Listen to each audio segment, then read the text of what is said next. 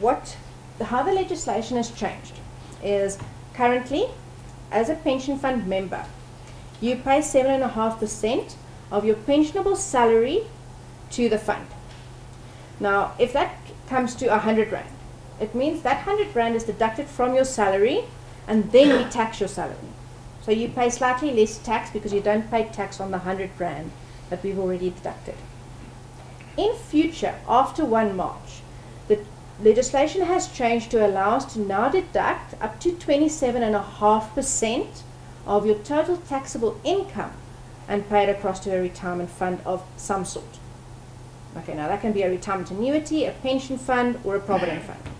We have not changed our rules, so we will still deduct our normal contributions, which is the 7.5 plus your employer contribution. Now that depends which type of category member you are. It might be 13.5%, it might be 14.8%, it depends. Okay, but now you add the two together, and that's your deduction. But because the employer pays a portion, he pays 13 or the 14.8%. That employer contribution in terms of tax is now seen as a fringe benefit. Fringe benefits you have to pay tax on. You don't get it for free. Okay.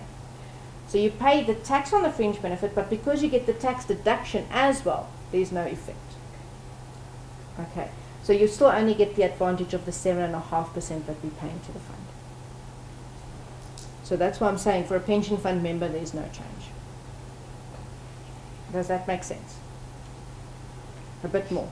Okay, so you're saying, okay, let's say your 7.5% comes to 100 Rand, and your employer contribution is the 13.5, let's say that's 150 Rand, just to make it easy.